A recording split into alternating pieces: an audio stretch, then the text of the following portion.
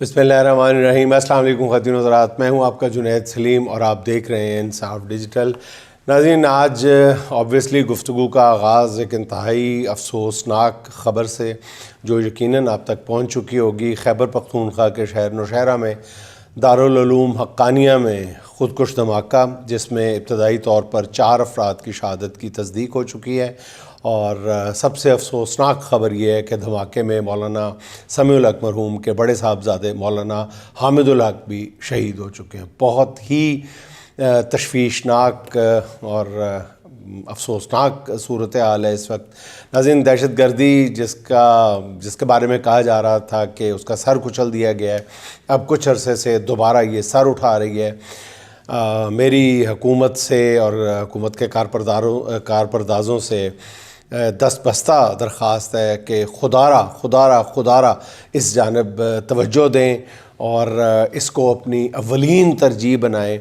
ہم سب کو اپنی انا بھلا کر دہشت گردی کے مقابلے کے لیے اکٹھے ہونا ہوگا اور اس کے لیے ایک نیشنل ایکشن پلان بنانا ہوگا۔ جو نیشنل ایکشن پلان پہلے بنا ہوا تھا اس پر بھی غور کیا جانا چاہیے کہ اس پر کس حد تک عمل درآمد کیا گیا ہے۔ خدارہ حکمرانوں کو اس بات پہ بہت زیادہ سنجیدگی سے غور کرنا ہوگا، کیونکہ پاکستان اب مزید خونریزی کا رتی برابر بھی متحمل نہیں ہو سکتا۔ اور ناظرین، آج کے اس افسوسناک واقعے کے بعد خاکم بدن بہت سارے لوگ اس خدشے کا اظہار کر رہے ہیں کہ یہ پاکستان میں خدا نخواستہ دہشت گردی کی ایک بڑی لہر کا نقطہ آغاز بھی ثابت ہو سکتا ہے۔ اللہ پاک وطن عزیز کو محفوظ رکھے کسی نئی دہشت گردی کی بڑی لہر سے، بلکہ ہر طرح کی دہشت گردی سے۔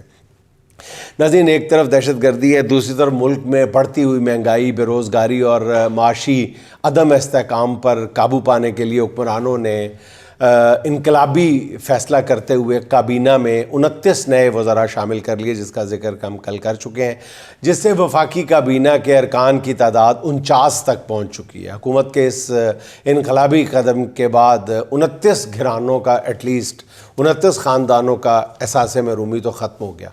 اب نئے وزراء کو محکمے الاٹ ابھی نہیں شائد کیے گئے، اور خیال ہے کہ جن نئے وزراء میں احساس محرومی جتنا زیادہ ہوگا انہیں اتنی ہی زیادہ پرکشش وزارت کا محکمہ الاٹ کیا جائے گا۔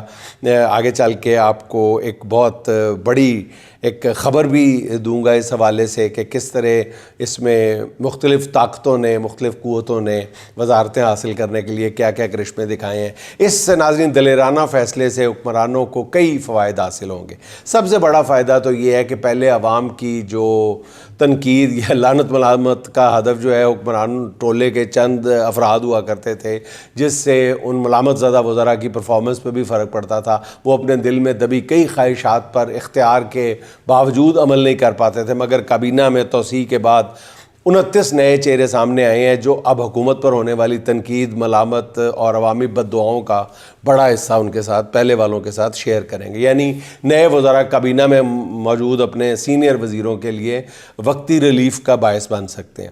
کابینہ میں نئے شامل ہونے والے وزراء کی اکثریت بھی چونکہ فارم 47 سے فیض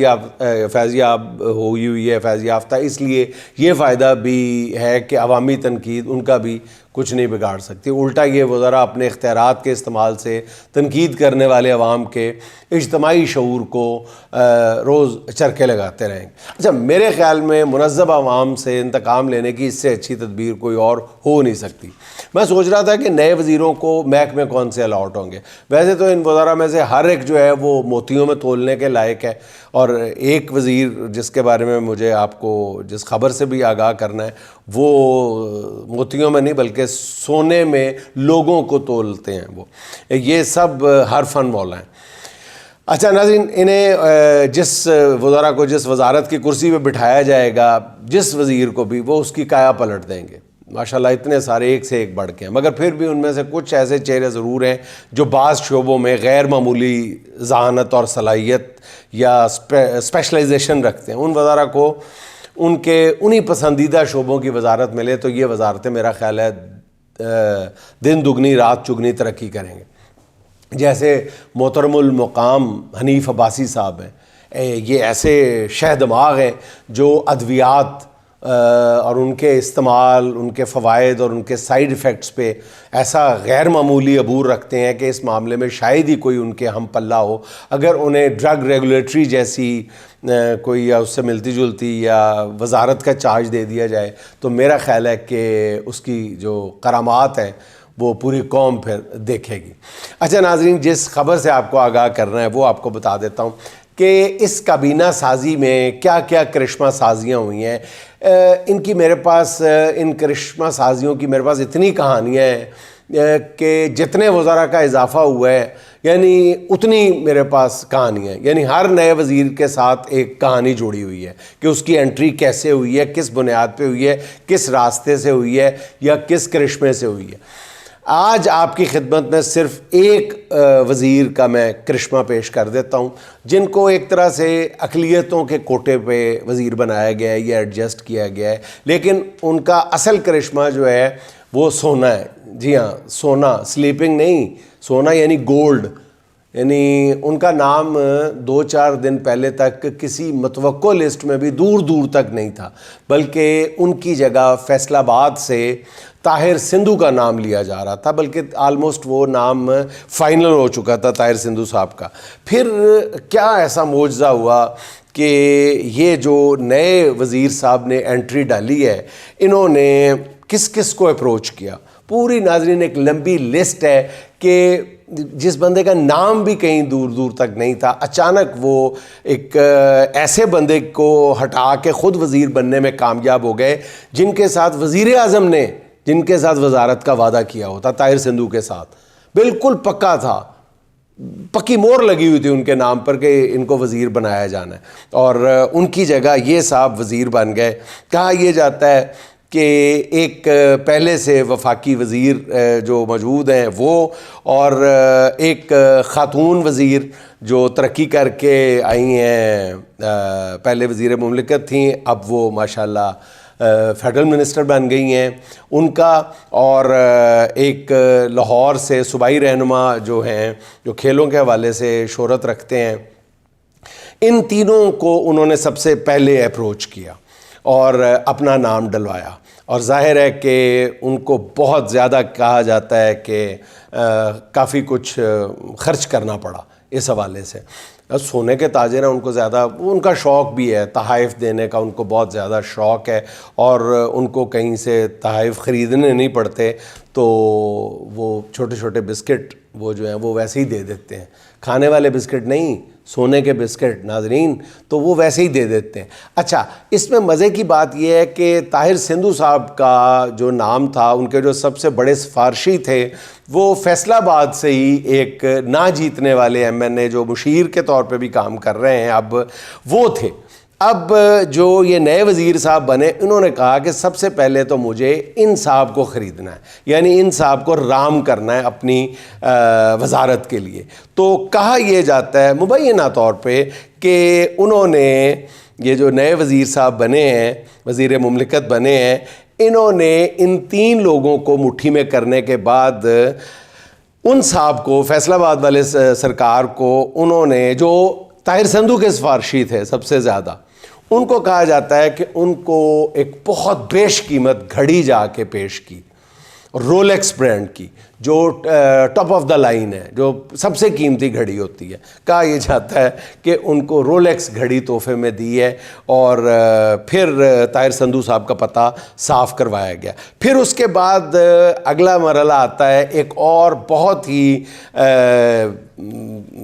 ادب سے اور صحافت سے تعلق رکھنے والے نون لیگی رہنما جو میاں محمد نواز شریف صاحب کے بہت قریب ہیں، اور ان کا اپنا نام بھی لیا جا رہا تھا کہ وہ بھی کابینہ میں شامل ہوں گے، لیکن انہوں نے آخر میں جا کے بالکل عین آخری وقت پہ اپنا نام وڈرا کر لیا خرابی صحت کی بنیاد پہ. حالانکہ کہا یہ جاتا ہے کہ انہوں نے کسی سے کہا تھا کہ مجھے پتہ ہے کہ یہ کابینہ کتنے دن چلنی ہے تو میں یہ گناہ بے لذت کیوں لوں.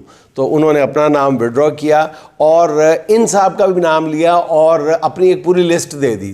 اس میں سے غالباً میری اطلاع یہ ہے کہ 2 یا 3 وزیر جو ہیں وہ لے لیے گئے ہیں، دو وزیر لے لیے گئے ہیں، جن میں سے ایک یہ صاحب بھی ہیں، اور پھر ایک وزیر اعظم کے گھر کے اندر سے بھی ان کو سفارش مل گئی، اور یہ سفارشیں جتنی بھی اکٹھی کی ہیں ان ایک صاحب نے وزارت لینے کے لیے، وہ ظاہر ہے کہ ان کے کاروبار ہی ایسا تھا کہ ان کو ملنی تھی۔